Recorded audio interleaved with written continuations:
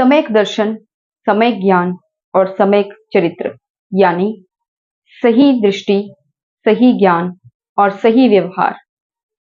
जैन धर्म ने हमें अहिंसा का पाठ पढ़ाया। जैन धर्म ने हमें बताया कि अहिंसा ही सबसे बड़ा धर्म है।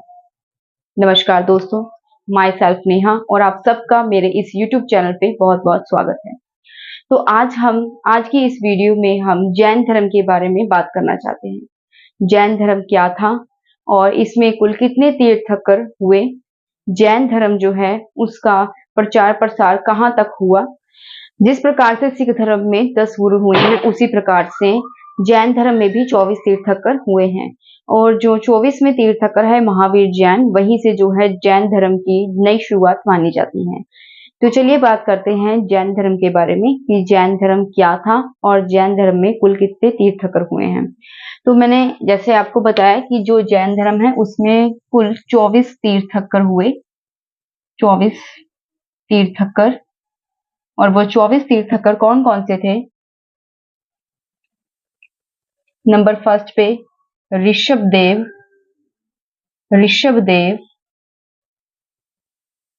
अजीतनाथ,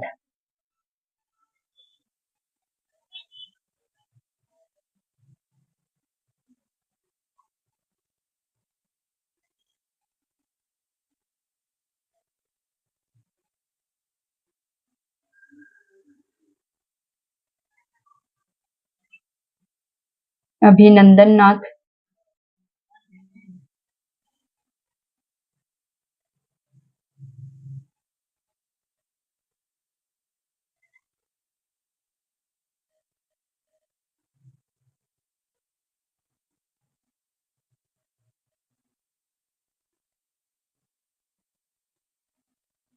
शीतलनाथ,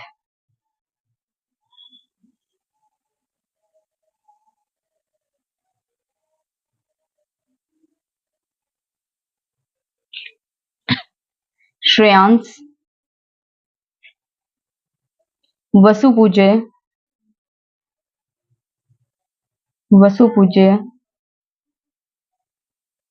सुविधिनाथ, विमल नाथ,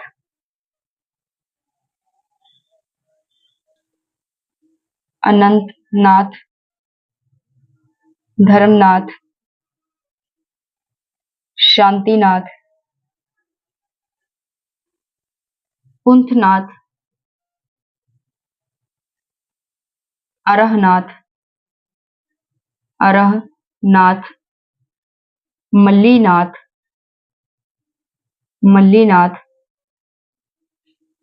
मुनि, सुब्रतनाथ, अनेमीनाथ, अरिष्टनेमीनाथ,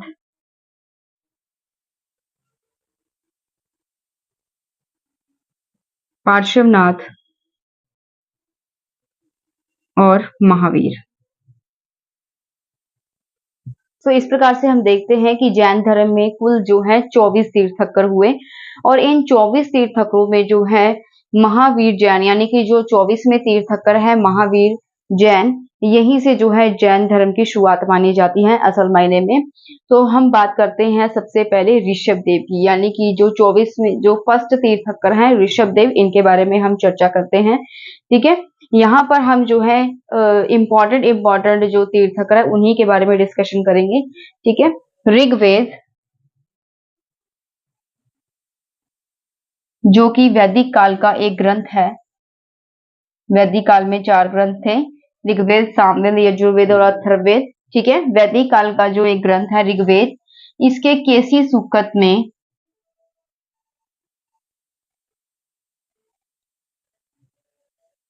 सूक्त में 2 तीर्थंकरों का जिक्र मिलता है, ऋषभदेव और अरिष्टनेमी।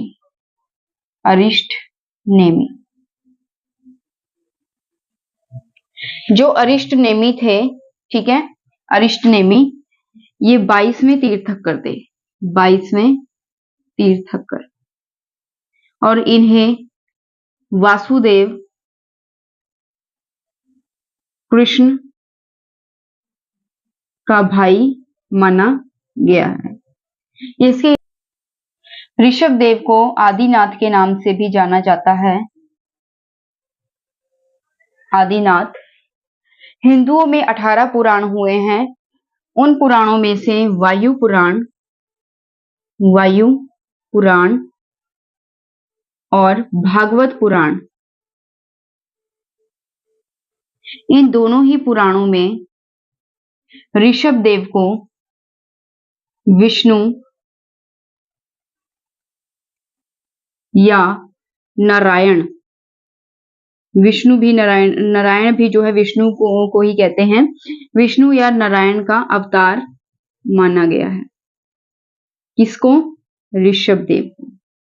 ठीक है, ऋषभदेव को विष्णु या नारायण का अवतार माना गया है वायु पुराण और भागवत पुराण में।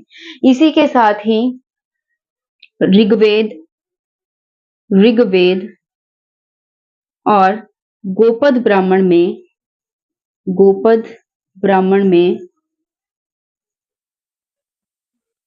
ऋषभदेव को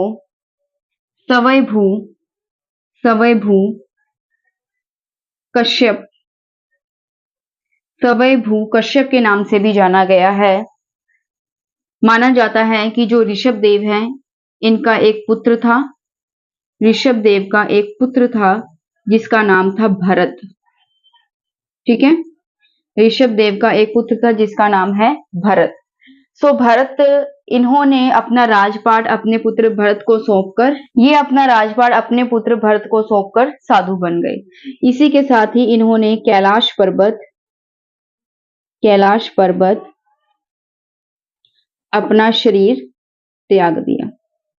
इन्होंने कैलाश पर्वत पर अपना शरीर यानी कि भगवान की यानी परमात्मा की उपासना करते हुए कैलाश पर्वत पर अपना शरीर इन्होंने त्याग दिया। साथ ही यजुर्वेद में भी इनका जिक्र मिलता है।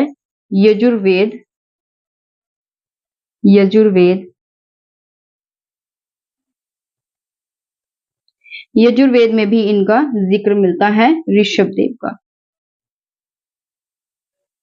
ठीक है, इस प्रकार से हम देखते हैं कि जो जैन धर्म है उसमें 24 तीर्थंकर हुए थे। ठीक है, और जो ऋग्वेद है यानी वैदिक काल का जो ग्रंथ है ऋग्वेद, उसमें ऋषभदेव यानी कि फर्स्ट जो तीर्थंकर हैं और अरिष्टनेमी यानी कि जो 22वें तीर्थंकर हैं, इन दोनों ही तीर्थंकरों का जिक्र जो है ऋग्वेद में मिलता है, जो कि वैदिक काल का एक ग्रंथ है।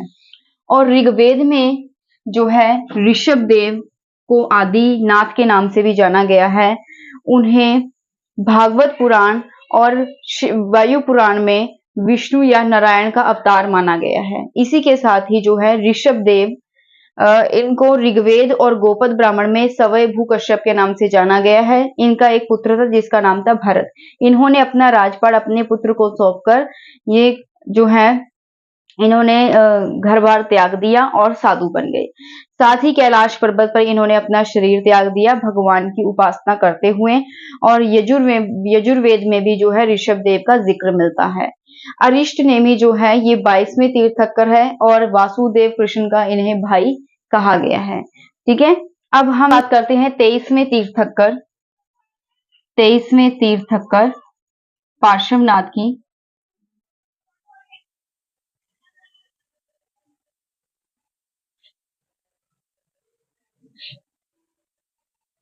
काशी के राजा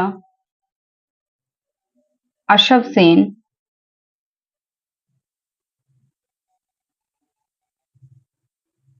और नरवर्मन की पुत्री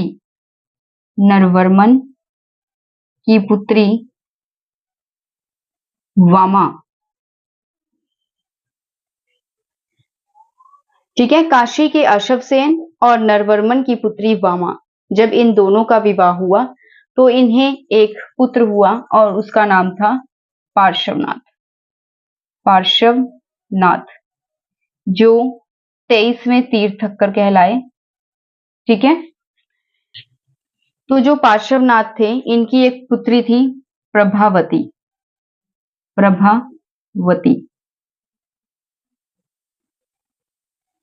30 वर्ष की अवस्था में जो पार्श्वनाथ थे, 30 वर्ष की अवस्था में पार्श्वनाथ सन्यासी हो गए, सन्यासी हो गए। ठीक है, इन्होंने घर बार त्याग दिया और ये सन्यासी हो गए।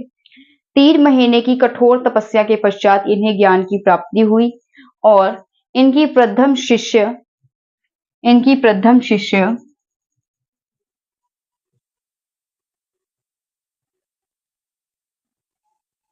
इनकी माता वामा और इनकी पुत्री प्रभावती बनी। 100 वर्ष की आयु में 100 वर्ष की आयु में समवेत, जिसे उस जमाने में समयेत कहते थे, शिखर पर इन्होंने अपना शरीर त्याग दिया।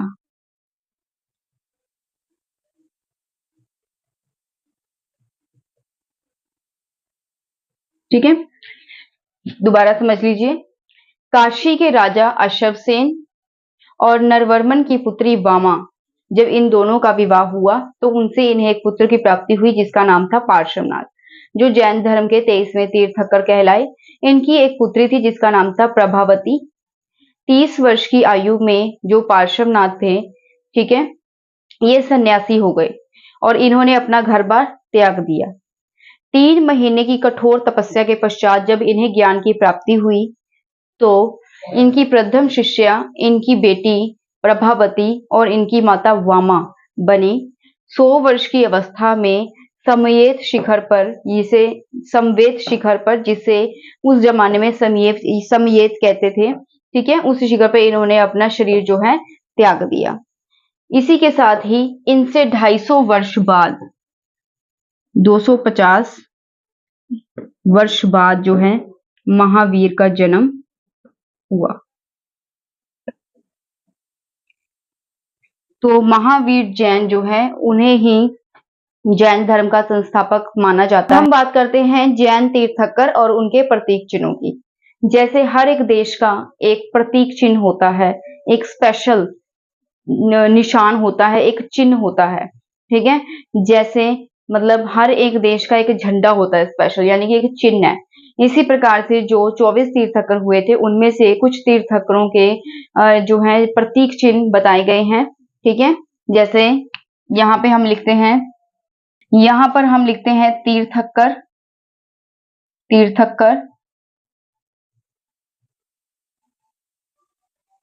यहाँ पर हम लिखेंगे उनके नाम और यहाँ पर हम लिखने वाले हैं उनका प्रतीक चिन्ह,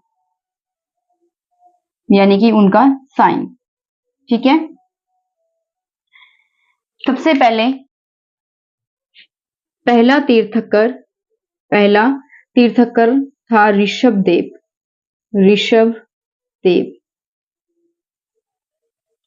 जो ऋषभदेव थे, इनका जो कि जैन धर्म के पहले तीर्थंकर कहलाते हैं, इनका प्रतीक चिन्ह था सांड, जिसे ऋषभ भी कहते हैं। दूसरे तीर्थंकर थे अजीतनाथ।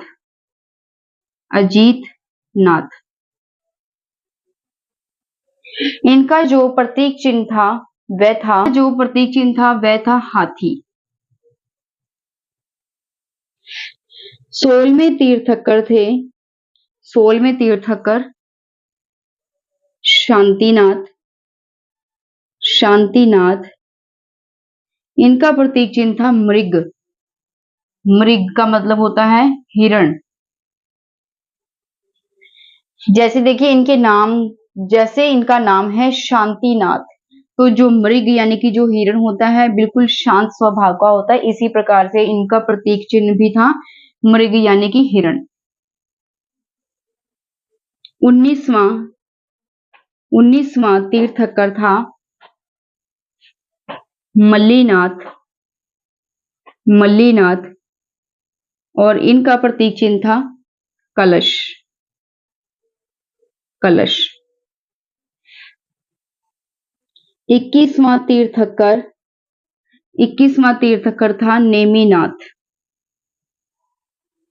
नेमिनाथ का जो प्रतीक चिन्ह है वो था नीला कमल। न से नेमिनाथ और न से ही नीला, ठीक है, तो नीला कमल। उसके बाद 22वें तीर्थंकर थे अरिष्ट नेमि, और इनका जो प्रतीक चिन्ह था वो था शंख। 23वें तीर्थंकर थे पार्श्वनाथ, और इनका प्रतीक चिन्ह था, पार्श्वनाथ का प्रतीक चिन्ह था सर्प। 24वें तीर्थंकर थे महावीर, और इनका प्रतीक चिन्ह था सिंह, जिसे शेर भी कहते हैं।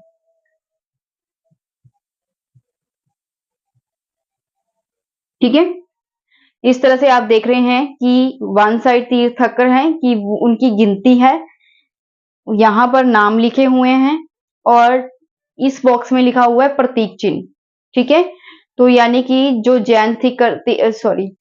जो पहले जैन तीर्थंकर है ऋषभदेव, उनका प्रतीक चिन्ह है सांड, जिसे हम ऋषभ भी कहते हैं। दूसरे तीर्थंकर हुए हैं अजीतनाथ, जिसका प्रतीक चिन्ह था हाथी। 16वें तीर्थंकर है शांतिनाथ, जिसका प्रतीक चिन्ह है मृग यानी कि हिरण। जिस तरह से इनका नाम है शांतिनाथ, उसी प्रकार से जो इनका प्रतीक चिन्ह है, जैसे कि हिरण का स्वभाव बिल्कुल शांत होता है, उसी प्रकार से इनका प्रतीक चिन्ह भी है, जिसे मृग या हिरण कहते हैं। 19वें तीर्थंकर है मल्लीनाथ, और इनका प्रतीक चिन्ह है कलश। 21वें जो तीर्थंकर हैं वो है नेमिनाथ, न से नेमिनाथ और न से ही नीला कमल। ठीक है, इनका प्रतीक चिन्ह है नीले कलर का कमल। 22वें तीर्थंकर हैं अरिष्ट नेमि, और इनका जो प्रतीक चिन्ह है वो है शंख। 23वें तीर्थंकर हैं पार्श्वनाथ, और इनका जो प्रतीक चिन्ह है वो है सर्प यानी कि सांप। 24वें तीर्थंकर है महावीर, और इनका जो प्रतीक चिन्ह है वो है सिंह यानी कि शेर। ठीक है, इस प्रकार से आई थिंक आपको इतना समझ आ गया होगा। अगर आपको मेरी इस वीडियो से कुछ भी सीखने को मिल रहा है तो कमेंट में यस लिखना मत भूलिएगा, और मेरे चैनल को सब्सक्राइब, लाइक और शेयर करना मत भूलिएगा। तो चलिए चलते हैं आगे। अब बात करते हैं महावीर जैन की, जो 24वें तीर्थंकर हैं। महावीर जैन का जन्म 540 ईसा पूर्व में वैशाली के कुंडग्राम में हुआ। ठीक है, जो महावीर जैन है इनका जन्म हुआ था 540 ईसा पूर्व में वैशाली के कुंडग्राम नामक स्थान पे। ठीक है, वैशाली एक राज्य का नाम है, और कुंडग्राम, ग्राम का अर्थ होता है गांव, तो आई थिंक ये गांव का नाम रहा होगा कुंडग्राम। ठीक है, तो वहां पर इनका जन्म हुआ 540 ईसा पूर्व में। फिर इनका विवाह हुआ यशोदा नामक कन्या से इनका विवाह हुआ। इन दोनों से एक पुत्री का जन्म हुआ, और उसका नाम था प्रियदर्शना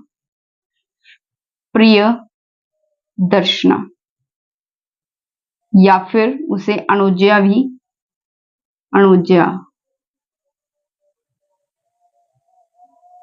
भी कह सकते हैं। ठीक है, तो इस प्रकार से जो महावीर जैन हैं, इनके बचपन का नाम वर्धमान। महावीर जैन के बचपन का नाम था वर्धमान। जब महावीर जैन के माता पिता की मृत्यु हो जाती है तो उसके पश्चात वो अपने भाई नंदीवर्धन, ठीक है, महावीर जैन का जो भाई है जिसका नाम है नंदीवर्धन भाई, इनका बड़ा भाई था नंदीवर्धन, तो अपने बड़े भाई नंदीवर्धन से परमिशन लेकर, आज्ञा लेकर इन्होंने अपना घर बार छोड़ दिया, गृह त्याग दिया और परमात्मा की भक्ति में लीन हो गए। सो जिस स्थान पर महावीर जैन जो है भिक्षु बने, उस स्थल का नाम है षडवन। ठीक है, षडवन, षडवन, भिक्षु बनने का स्थल।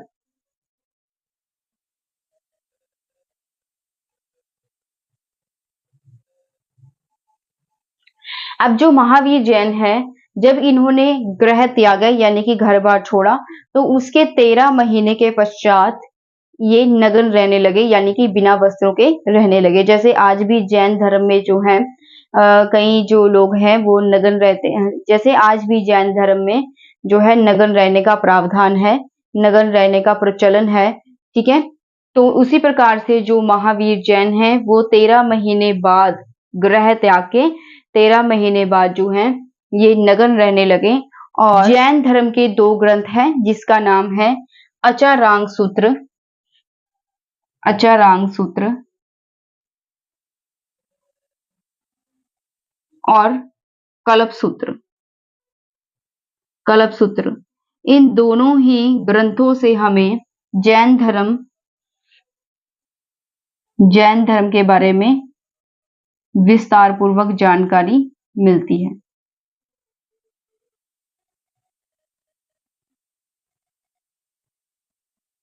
भ्रमण करते हुए महावीर जैन है जो राजगृह पहुंचते हैं, वहां उनकी मुलाकात जो है मखली गोशाल नामक एक व्यक्ति से होती है। मखली गोशाल जो है उनका शिष्य बन जाता है उनका। अब जो महावीर जैन है राजगृह पहुंचकर इनकी मुलाकात होती है मखली गोशाल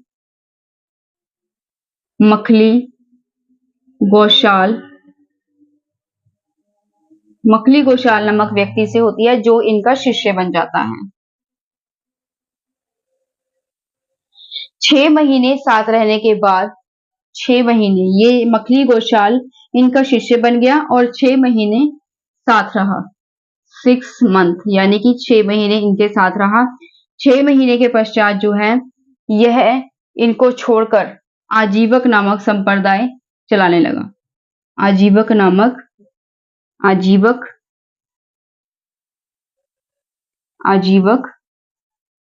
संप्रदाय। इन्होंने मखली गोशाल जो है इन्होंने अपना एक अलग जो है संप्रदाय चलाया, आजीवक नामक संप्रदाय। ठीक है, 12 वर्ष की कठोर तपस्या के पश्चात अब जो महावीर जैन है इन्होंने 12 महीने कठोर तपस्या की और इसके पश्चात जो है इन्हें ज्ञान की प्राप्ति हो गई। और जब इन्हें ज्ञान की प्राप्ति होती है तब वह 12 महीने की कठोर तपस्या के पश्चात 42 वर्ष की आयु में इन्हें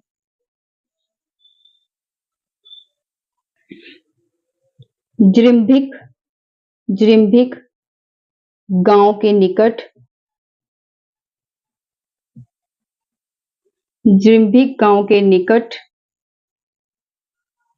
त्रिजुपालिका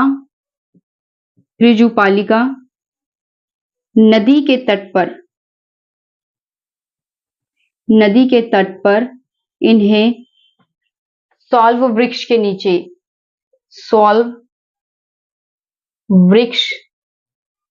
के नीचे इनको ज्ञान की प्राप्ति हुई। इन्हें ज्ञान की प्राप्ति हुई तो लोगों ने इन्हें कैवलिन या जिन कहना शुरू कर दिया। कैवलिन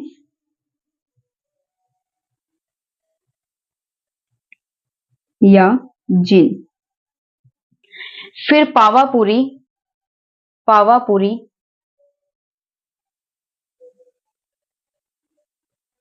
पावापुरी में 72 वर्ष की आयु में इनकी मृत्यु हो गई। ठीक है, इस प्रकार से एक बार हम दोबारा रिपीट करते हैं। तो महावीर का जन्म जो है 540 ईसा पूर्व में वैशाली के कुंडग्राम में हुआ था। वैशाली एक राज्य का नाम था और जो कुंडग्राम है, ग्राम का अर्थ होता है गांव। ठीक है, तो हो सकता है कि उस समय में जो है कुंडग्राम एक गांव का नाम हो, ठीक है। तो वैशाली के कुंडग्राम में इनका जन्म हुआ और इनका विवाह यशोदा नामक स्त्री से हुआ था, जिससे मतलब इन दोनों से जो है प्रियदर्शना नामक एक पुत्री, जिसको अनोज्या भी कहते हैं, पुत्री का जन्म हुआ। महावीर जैन के बचपन का नाम था वर्धमान, और जो वर्धमान थे, जब इनके महावीर जैन के बचपन का नाम था वर्धमान, जब इनके माता पिता की मृत्यु हो जाती है तो उसके पश्चात ये अपने बड़े भाई नंदीवर्धन से आज्ञा लेकर घर बार त्याग देते हैं। घर बार त्यागने के पश्चात जो है जिस स्थल पर ये भिक्षु बनते हैं, उस स्थल का नाम है, उस प्लेस का नाम है, उस जगह का नाम है शडवन, ठीक है। और उसके पश्चात घर बार त्यागने के 13 महीने के बाद ये नग्न रहना शुरू कर देते हैं। जैसे आज भी जैन धर्म की जो दो संप्रदाय हैं, श्वेतंबर और दिगंबर, ठीक है। तो जो श्वेतंबर है वो सफेद कलर के कपड़े पहनते हैं और जो दिगंबर है वो नग्न रहने का उसमें प्रावधान है। तो उसी प्रकार से जो है महावीर जैन जो है ग्रह त्यागने के बाद यानी घर बार छोड़ने के बाद 13 महीने बाद जो है नग्न रहना उन्होंने शुरू कर दिया। और उसके बाद भ्रमण करते हुए, दौरा करते हुए वह राजगृह पहुंचते हैं, जहां पर उनकी मुलाकात होती है मखली गोशाल नामक व्यक्ति से। मखली गोशाल जो है उनका शिष्य बन जाता है और 6 महीने साथ रहने के बावजूद, ठीक है, जो मखली गोशाल है उन्हें छोड़कर चले जाते हैं और एक अलग संप्रदाय चलाते हैं जिसका नाम था आजीवक संप्रदाय। 12 महीने यानी 12 महीने कठोर तपस्या के पश्चात जो महावीर जैन है, जब उनकी उम्र 42 वर्ष की थी, तो उस समय जृम्बिक गांव के निकट, गांव का नाम है जृम्बिक, जृम्बिक गांव के निकट यानी कि नजदीक त्रिजुपालिका नदी के तट पर, ठीक है। त्रिजुपालिका क्या है? नदी का नाम है। तट का अर्थ होता है किनारा, नदी का किनारा। जो त्रिजुपालिका नदी है उसके किनारे पर एक वृक्ष है जिसका नाम है सौल्व वृक्ष, ठीक है। वहां पर इन्हें ज्ञान की प्राप्ति हो जाती है, महावीर जैन को। और जब इन्हें ज्ञान की प्राप्ति होती है तो ये कैवलिन या फिर जिन कहलाए जाते हैं, ठीक है। इसी के साथ ही क्या है, फिर पावापुरी में 72 वर्ष की आयु में इनकी मृत्यु हो जाती है। अचरांग सूत्र और कल्प सूत्र दो जैन ग्रंथ है जिससे हमें जैन धर्म के बारे में विस्तार पूर्वक जो है जानकारी मिलती है। आई होप आपको इतना समझ आया होगा। अब हम बात करेंगे जो महावीर जैन है, जब उन्हें ज्ञान की प्राप्ति हुई तो उन्हें किन किन नामों से संबोधित किया गया, ठीक है। जिस प्रकार से हम भगवान को अलग अलग नामों से याद करते हैं, ठीक है, परमात्मा तो एक ही है उसी, लेकिन उसके जो नाम है हम उसे अपने मनपसंद नाम से संबोधित करते हैं। इसी प्रकार से जो महावीर जैन है, जब उन्हें ज्ञान की प्राप्ति हुई तो उन्हें किस किस नाम से जो है संबोधित किया गया था, उसके बारे में हम आगे पढ़ेंगे। तो अब हम बात करते हैं जो महावीर जैन हैं उन्हें किन किन नामों से पुकारा गया और क्यों पुकारा गया, उसका कारण क्या था, उन नामों का क्या अर्थ है। यहाँ पर हम लिखते हैं नाम और यहाँ पर लिखते हैं कारण।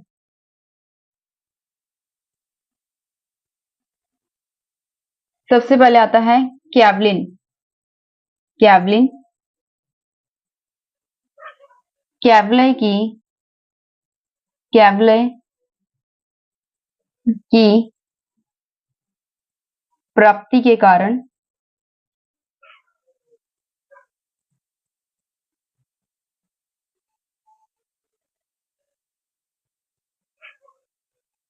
अर्हत, योग्य एवं परम पूज्य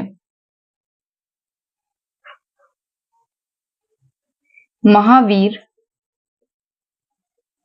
महावीर साधना में अतुल पराक्रम दिखाने के कारण,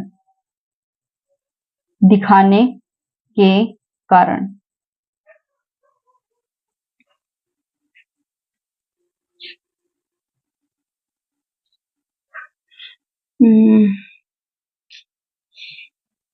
तीर्थकर, तीर्थकर, तीर्थ यानी कि नियम, नियम देने के कारण,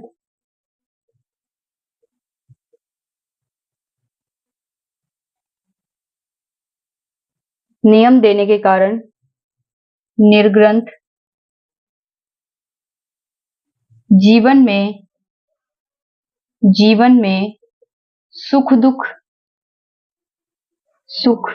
दुख जैसे बंधन से मुक्त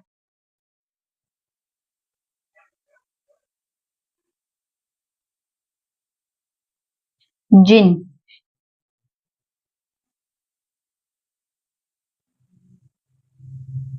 इंद्रियों को जीतने के कारण,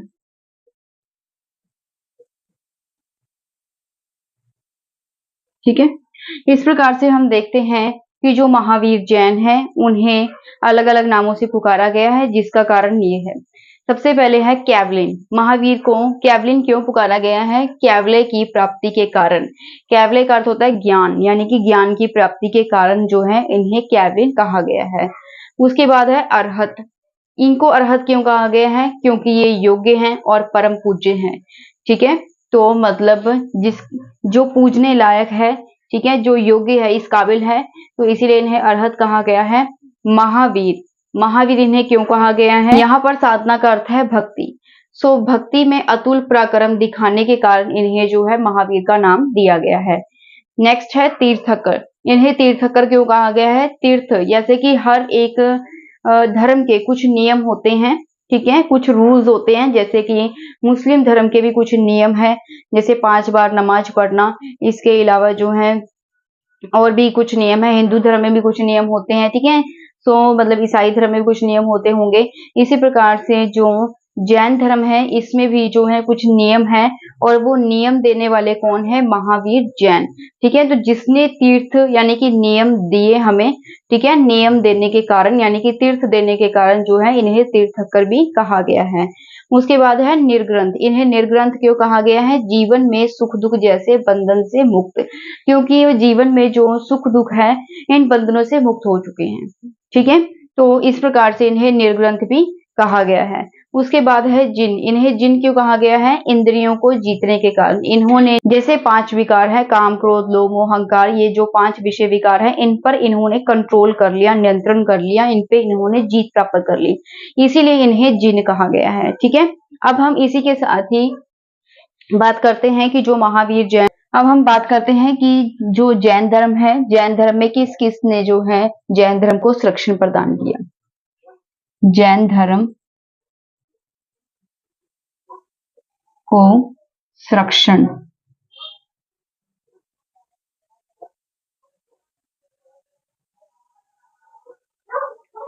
सबसे पहले 5वीं से 12वीं सदी, 5वीं से 12वीं सदी में राष्ट्रकूट,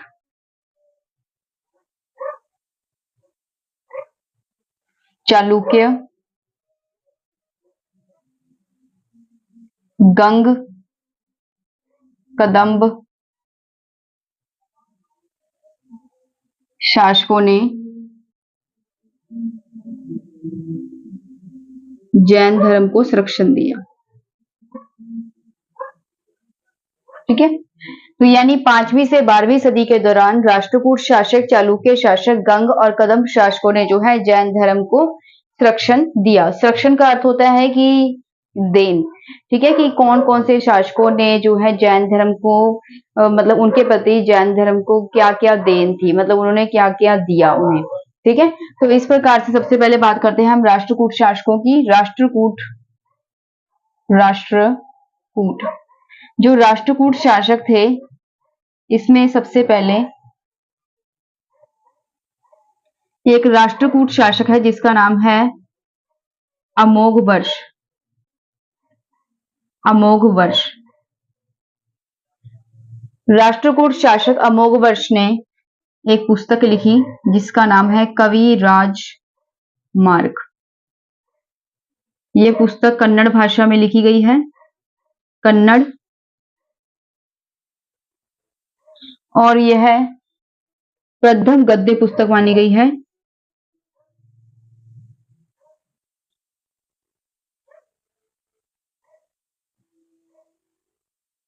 अमोघवर्ष सवै जैन धर्म से संबंधित थे। उसके बाद राष्ट्रकूट शासक कृष्ण प्रथम इन्होंने इनकी जैन धर्म को क्या देन है? इन्होंने सबसे बड़ी जो जैन धर्म को देन है कृष्ण प्रथम की एलोरा की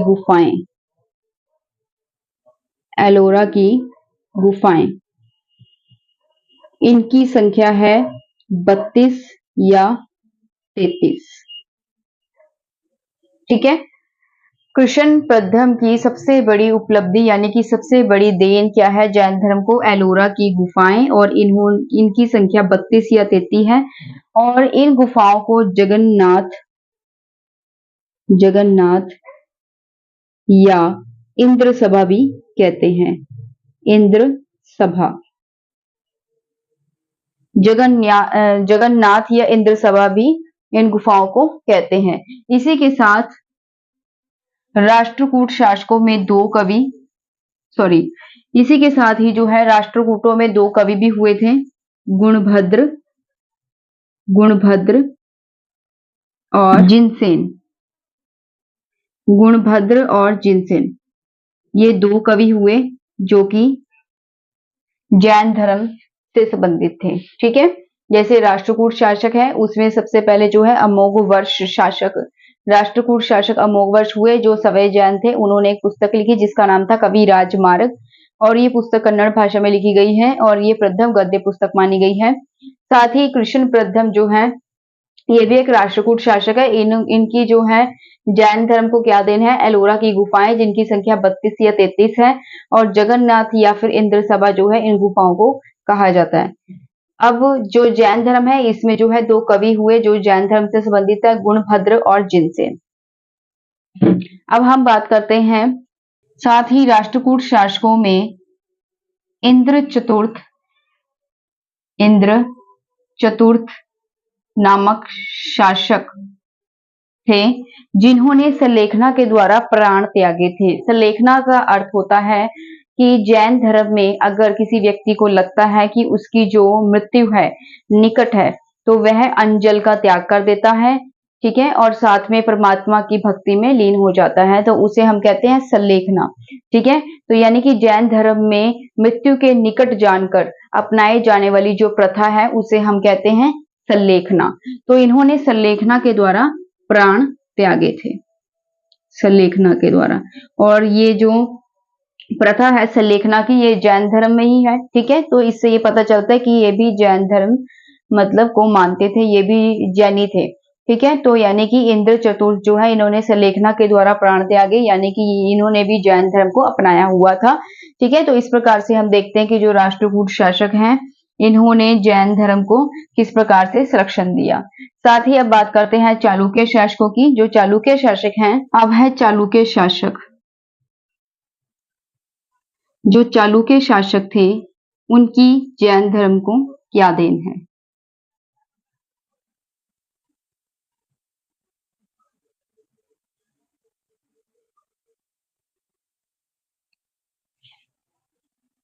चालुक्य शासकों में चालुक्य शासक है कुमारपाल। इनके अंतर्गत कुमारपाल के अंतर्गत एक विद्वान है जिनका नाम है हेमचंद्र।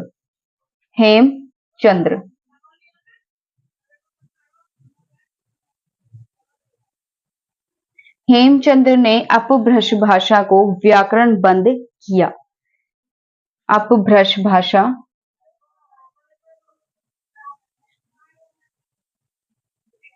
को व्याकरण बंद किया। ठीक है। जो हेमचंद्र है इन्होंने अपभ्रंश भाषा को व्याकरण बंद किया। इसी के साथ ही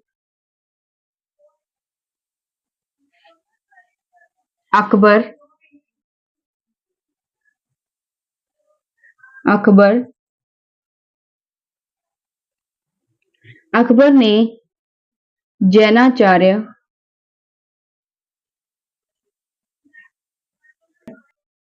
हरिविजय सूरी, हरिविजय सूरी,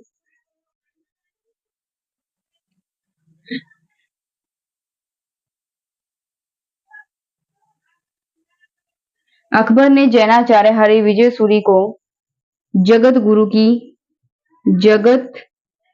की उपाधि दी तथा खतरगंज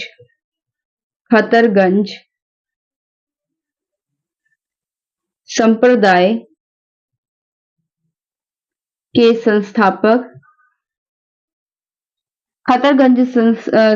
के संस्थापक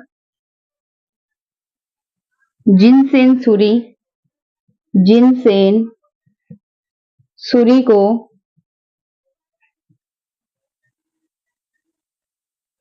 200 बीघा जमीन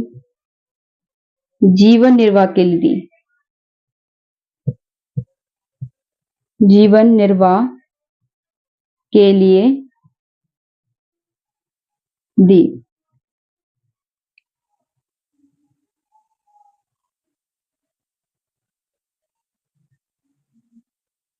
मोहम्मद बिन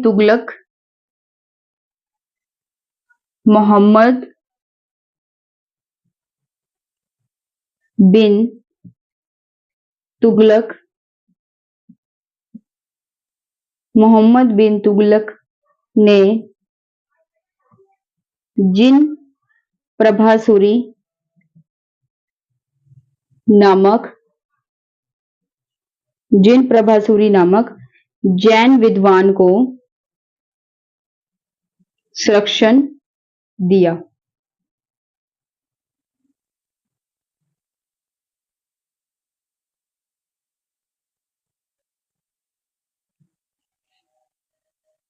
भीमप्रद्म के मंत्री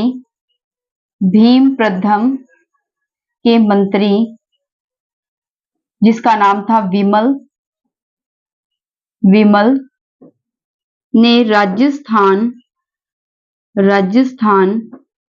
के आबू पहाड़ पर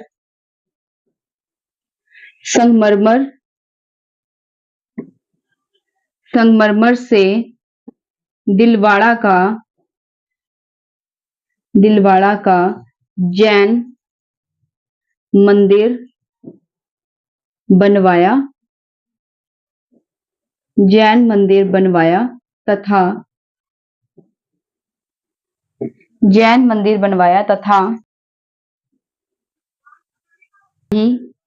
विमल शाही मंदिर भी कहा जाता है। ठीक है,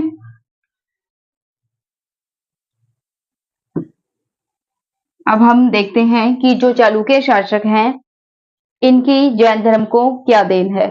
ठीक है, जैसे कुमारपाल यानी कि चालुक्य शासक कुमारपाल हैं, उनके जो है राजमहल में एक विद्वान थे जिनका नाम है हेमचंद्र, जिसने अपभ्रंश भाषा को व्याकरण का रूप दिया।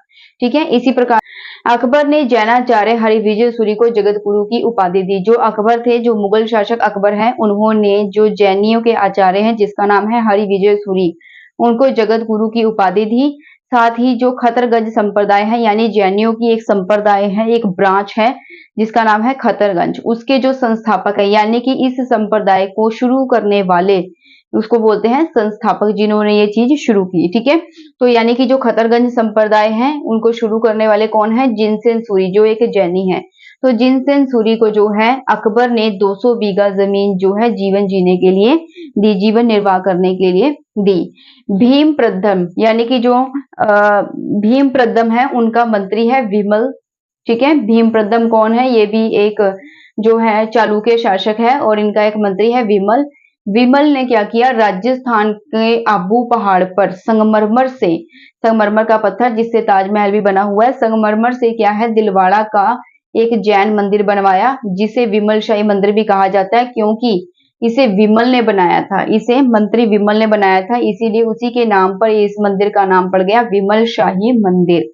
ठीक है। मोहम्मद बिन तुगलक जो कि एक दिल्ली का सुल्तान है, उन्होंने जिन प्रभा सूरी नामक जो है जैन विद्वान को संरक्षण प्रदान किया।